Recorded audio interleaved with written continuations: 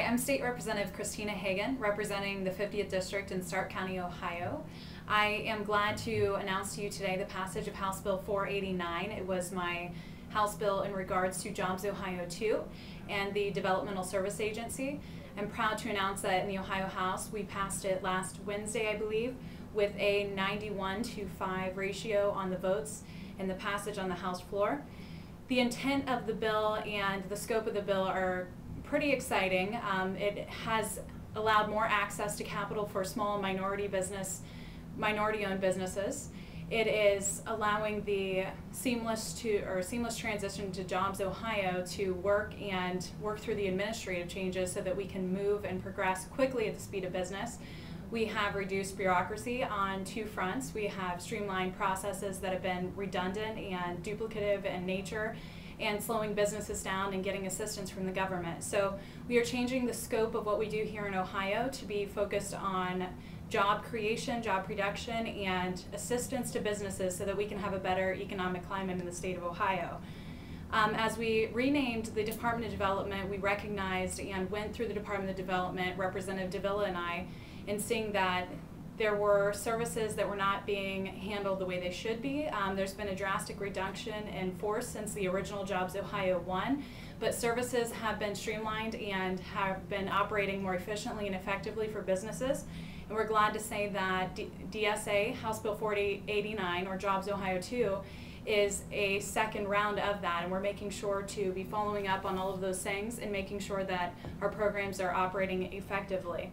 Other portions of the bill would be in regards to economic development in the Developmental Business Services Division. We changed the name of the Division of Economic Development to the Business Services Division.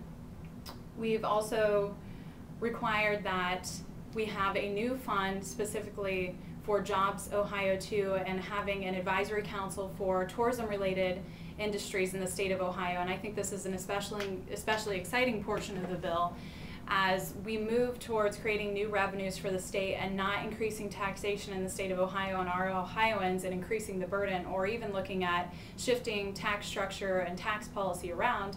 This is bringing an increased revenue into the state. We've seen extremely exciting numbers in the areas of tourism-related marketing in the state.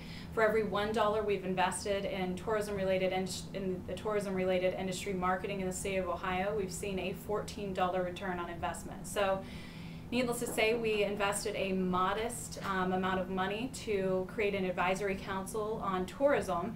And that particular council will be made up of experts in the tourism-related industries, and I believe will continue to bring additional revenue into our state. And it's very modest in comparison to states surrounding Ohio, Pennsylvania, Michigan. Michigan spends $29 million a year, and currently we spend about $6 to $7 million a year.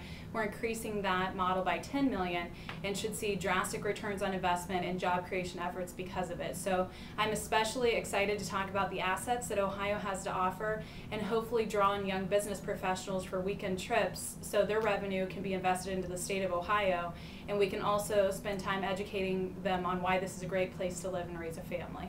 So I think Jobs Ohio 2 is important in moving the state forward. I'm excited that I was a part of this bill. I'm glad that Representative Davila offered leadership and his joint leadership on this bill, and I can't thank the administration enough for leading us in the right direction. We look forward to continuing to create an environment where jobs can flourish, and I thank you for allowing me the opportunity to represent you here in Ohio.